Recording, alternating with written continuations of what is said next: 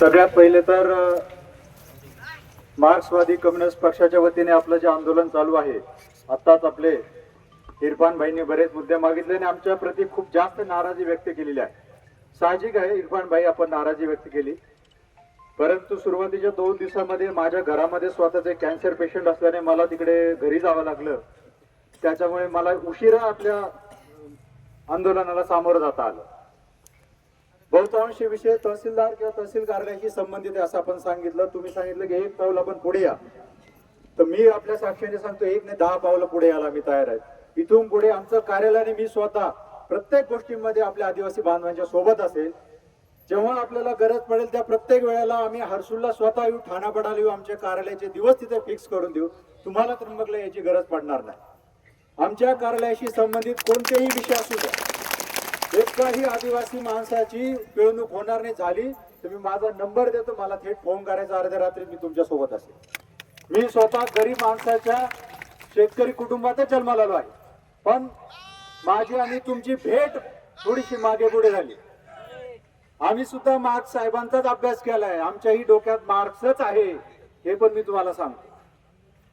आणि त्याच्यामुळे मला आज खरं तर वाईट वाटलं, जे आपण नाहीत तशी आपली प्रतिभा आदिवासी बांधवांमध्ये आणि आमच्या आया भगिनींच्या मनामध्ये गेलेली आहे. त्यांनी सांगितलं की ब्रिटिशांनी अधिकारी आपल्या अंगावर थोपवला.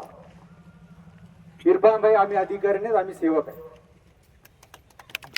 आणि आम्ही सेवक म्हणूनच तुमचं काम करू, नोकर म्हणूनच तुमचं काम करू. तुम्हीच मालक आहे, जनताच मालक आहे, जनताच मालक राहणार.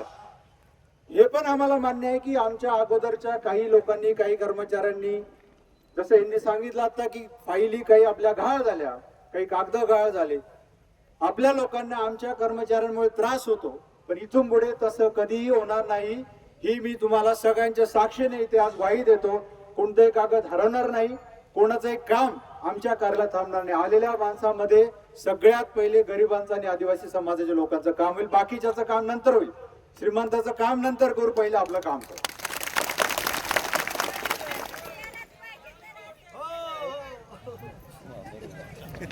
त्याच्यानंतर आता आपल्याला कलेक्टर साहेबांनी खरोखर प्रत्येक ठिकाणी एक तलाठी दिलेले आहेत. प्रत्येक तलाठी आपल्याला गावात येतील, जे तलाठी गावात येणार नाही त्यांच्यावर आम्ही कारवाई करू. तिथे कोणालाही दया माया दाखवणार नाही. मला या ठिकाणी येऊन 2 महिने झालेले आहेत.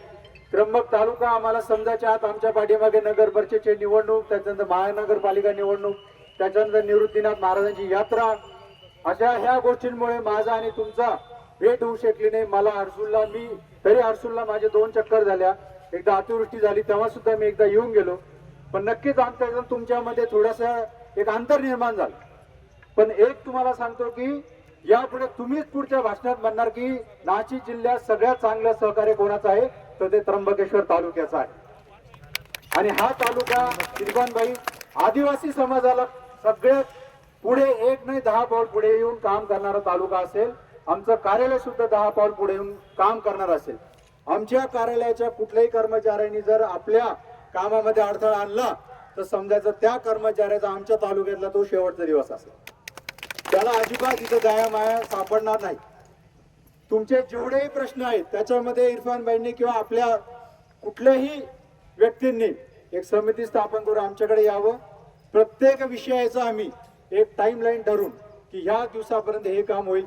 ते बीडीओ साहेबाचं असेल, भूमी अभिलेखचं असेल, मोजणी ऑफिस, डॉक्टर कोणाचे असू दे, एसटी महामंडळ, आम्ही तालुक्याचे पालक अधिकारी म्हणून त्यांच्याकडनं हे काम करून घेऊ.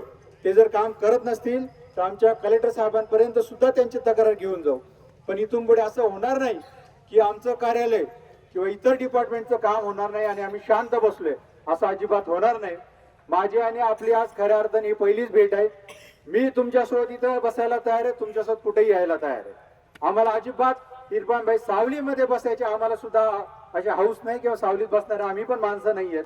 परंतु काही अडचणीमुळे आमचा तुमचा संवादच नाही झाला, त्याच्यामुळे हा रोष तयार झाला.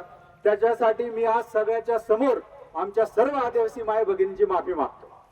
आणि इथून पुढे हा तहसीलदार तुमच्यासाठी कुठेही यायला तयार आहे हे मी आज सगळ्यांच्या साक्षीने, आमच्या राज्यघटनेच्या साक्षीने तुम्हाला ग्वाही देतो. आणि आपले सगळे कामं मार्गी लावण्यासाठी 1 नाही 10 पावलं पुढे येऊन आम्ही काम करू, रात्रंदिवस काम करू, पण आपले सगळे प्रश्न मार्गी लावू. धन्यवाद. लाल जिंदाबाद.